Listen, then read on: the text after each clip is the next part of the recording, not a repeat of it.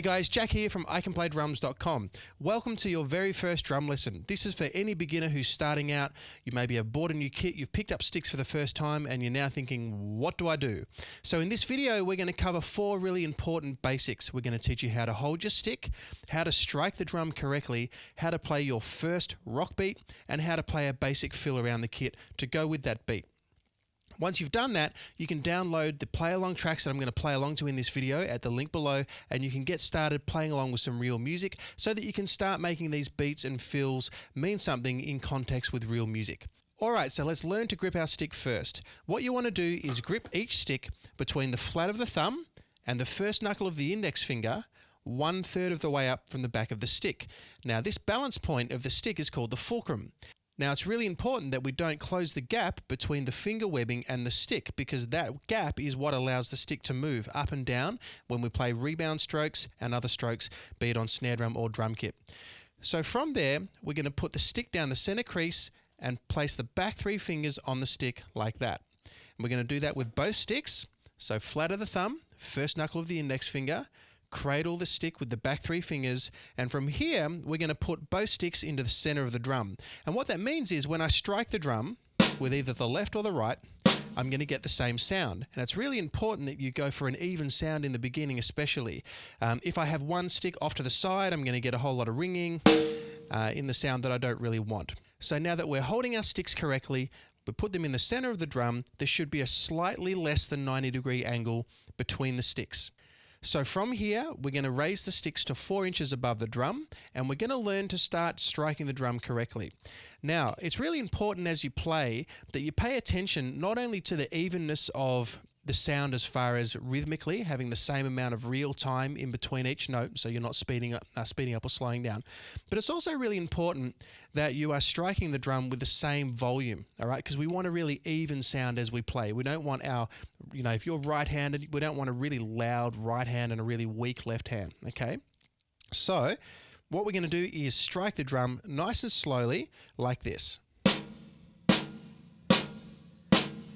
You can see that I'm just getting one clean articulate note per hand, okay? And also you can see that the sticks are bouncing to the same height, and it's the same if I speed it up. Okay, really important at this stage, I notice that a lot of beginners, they either stab or they accidentally buzz when they try to play on the drum for the first time. Make sure that as soon as you make contact, think like you're tapping a hot fry pan. You want to come straight back.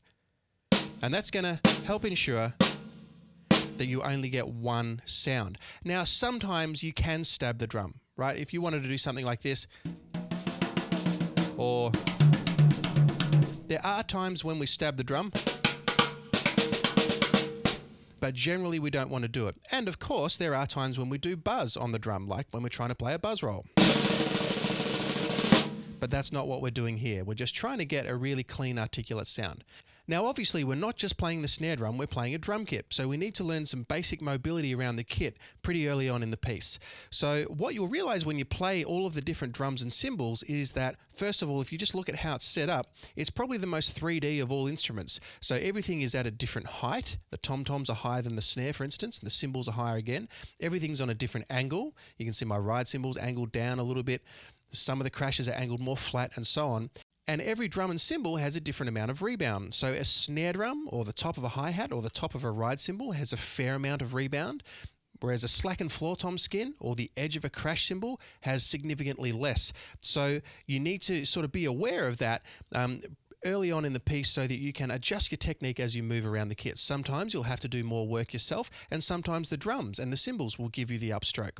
So what we're going to do next is a basic mobility exercise where we start moving clockwise around the kit, because a lot of what we do involves twisting to the right and to the left. So when we go clockwise around the kit, you can hear that we start with the high pitch and we go down, and that's called a descending fill if we're doing a fill.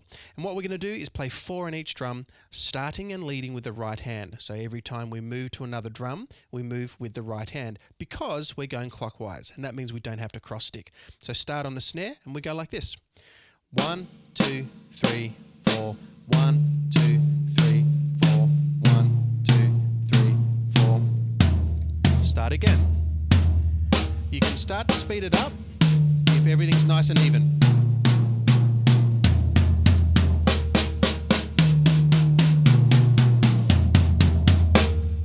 Now, second exercise, it's really important with anything to do with drums or percussion that we practice everything from both a right hand and a left hand lead. So what we're going to do now is that same exercise, starting on the floor tom this time, starting with our left hand and leading with our left hand. So whenever we move ascending, so anti-clockwise up the kit, we're going to lead with our left hand, and that just means that we'd never have to cross stick as we would have to if we were leading with our right. Lead with our right going down the kit, lead with our left going up the kit. Same exercise, start on the floor tom. 1, 2, 3, 4, 1, 2, 3, 4, and so on. Remember, no stabbing. You can hear how it chokes the vibration and therefore the tone, and no buzzing. It sounds really messy if we do that. So, clean notes.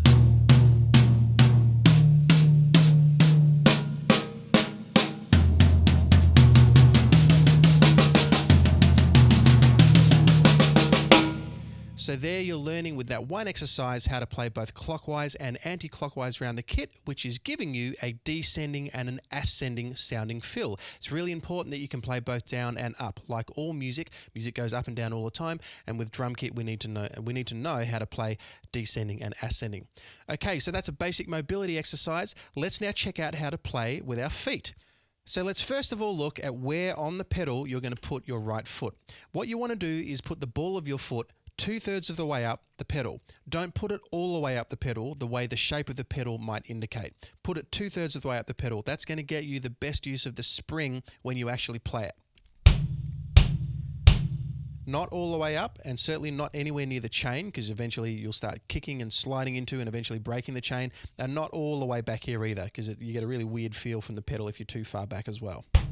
All right, 2/3 of the way up. And what you want to do at this point is just try and get the same even sound many times in a row. Go for a nice solid sound. When you're just starting out, you'll get some that are soft, and you'll get some that are loud, and so on. You want to make sure that they're all the same volume. Next, do the same thing with your left foot on the hi-hat. When we play the hi-hat in this fashion, it's called the hi-hat chick. And that can be used in lots of different styles, sometimes in rock, jazz, Latin jazz, etc. There's heaps of different things we can do with the hi-hat with even just the foot. Hi-hat splash, heel toe, and of course different ways of playing it with the hands as well, on the top, on the edge, glisses, and so on, but we're just learning how to play the pedal at this point. Now what you'll notice is that I'm playing heels up on both pedals. You can play both heel down and heel up with both pedals. I do a bit of each, but for this first lesson, just keep your heels up, which means that you're going to have your body weight evenly distributed between the balls of your feet. Now, what you want to make sure when you're playing your pedals is that you're not wobbling all over the place, okay? So you've got to make sure that your center of gravity is in the base of your hips and that you have your weight evenly distributed, okay? If you find, for instance, that you're playing a hi-hat pattern and you're lifting your whole leg up, you're playing heel up, and your leg is suspended in midair for a long time, different if it's a short amount of time, like you're just playing like this, that's not a big deal. But if you find that you're lifting it up and you're counterbalancing so that you don't fall over because you have this big weight in midair, well then at that point you might decide, hang on, it would make more sense if I was playing heel down, because at that point with my heel down, I've got the body weight going through my heel and I can leave the toes in the air for as long as I like and I'm not going to fall over. So just be really aware of your balance as you play the drums, especially when you play more complex patterns. You know, you're playing things like this.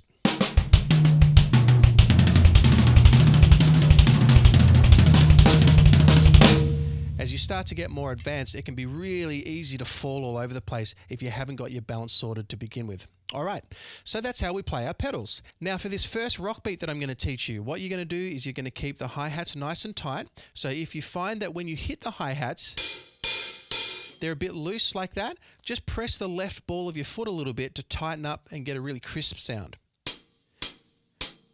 All right, that's the sound that we're after. Now, what we're going to do in our basic rock beat is we're going to play in what's called 4/4 time.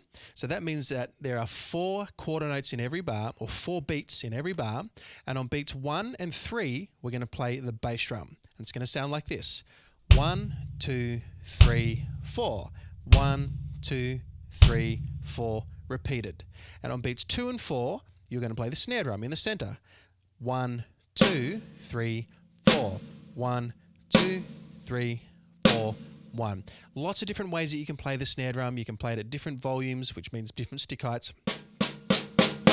And you'll see in a lot of my videos I rim shot as well. That's where you hit the rim and the center at the same time. I'm not going to worry about that in this video because we're just trying to learn some basic coordination. Okay, when you put those two together, you end up with 1, 2, 3, 4. 1, 2, 3, 4, 1. And once again, just trying to get the volume really even so you don't have some soft and some loud. Of course, we do want loud and soft notes as we get more advanced with our playing, but it's a deliberate thing. At this point, we just want to make sure that we can keep nice, even volumes. What we're going to do with the right hand, with that nice tight hi-hat, is we're going to play eighth notes. So we were playing quarter notes here. We're going to play eighth notes on the hi-hat, which are twice as fast. So we still have our 4 beats in the bar. 1, 2, 3, 4, and they all match up with the speed of the right foot and the left hand, playing bass drum and snare. But now in between each of those beats, you're going to have an extra note, and that is the and note of each beat. So instead of 1, 2, 3, 4, we have 1 and 2 and 3 and 4 and 1, 2, 3, 4, 5, 6, 7, 8, 1. There's 8 notes in each of the bars. That's why they're called eighth notes. There's 4 in each of the bars over here. That's why they're called quarter notes. And when we put that all together, we have our first basic rock beat, which sounds like this. 1 and 2 and 3 and 4 and 1 and 2 and 3 and 4 and 1. I'm now going to play along with some backing music, just that basic rock beat. You can download the same tracks at both 60, 80 and 100 beats per minute by clicking the link below. It's a free download. You can also download the PDF, which will have this beat written on it. And you can start playing along with some training tracks and try and get this stuff to sit with some real music. All right, here we go. Here's 80 and 100 beats per minute.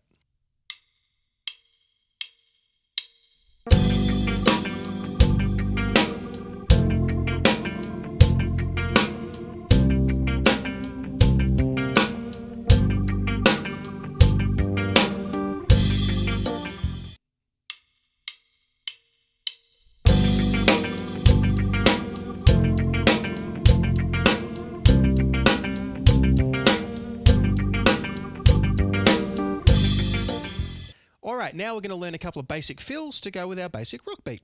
So we were playing eighth notes on the hi-hat, 1 and 2 and 3 and 4 and 1. We're going to continue with that, and this time we're going to play 1 and 2 and 3 and 4 and 1. Okay, so because we have been playing eighth notes in the beat, and that's already in the ear and already on the brain, already subdividing that rhythm, it's nice and natural and relatively easy to start playing around the kit maybe every second bar, or if you might want to play 3 bars of time, then a 1 bar fill with that same subdivision. So the fill, and fill or fill in just means filling in the music. We typically do this at the end of an 8-bar phrase or at the end of a verse leading into a chorus, something like that. The fill will sound like this. 1 and 2 and 3 and 4 and then we go back to the beat.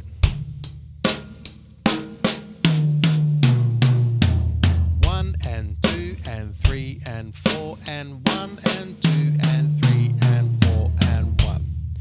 Now, you might want to play 3 bars of time and then the fill. That would sound like this. Bar 2, bar 3, and the fill.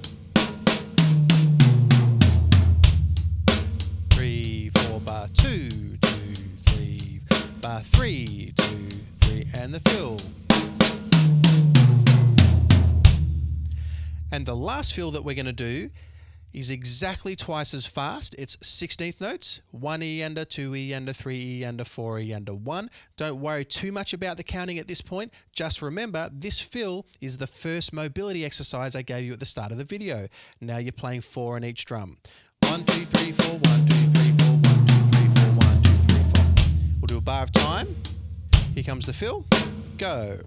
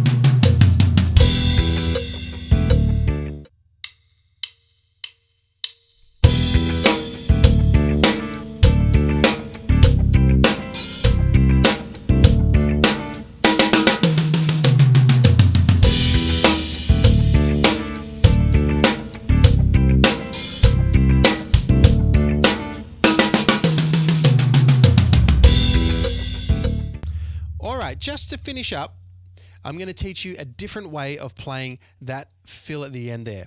We're going to take the third and the fourth note of each drum. So instead of going 1, 2, 3, 4, we're going to play the third and the fourth note with the right foot. And that sounds like this.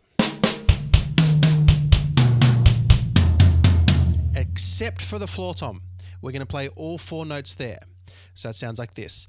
1 E and a 2 E and a 3 E and a 4 E and a 1, 2, 3, 4 again.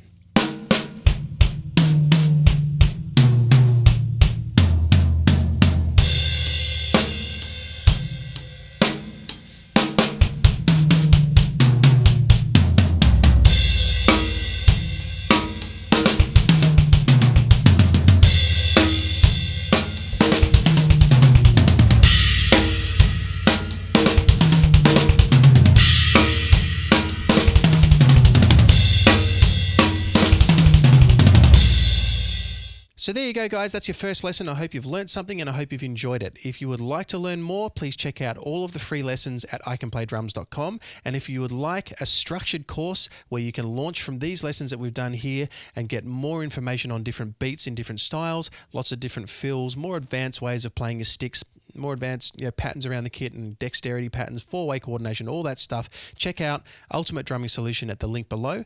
And we look forward to seeing you in the next lesson. Take care.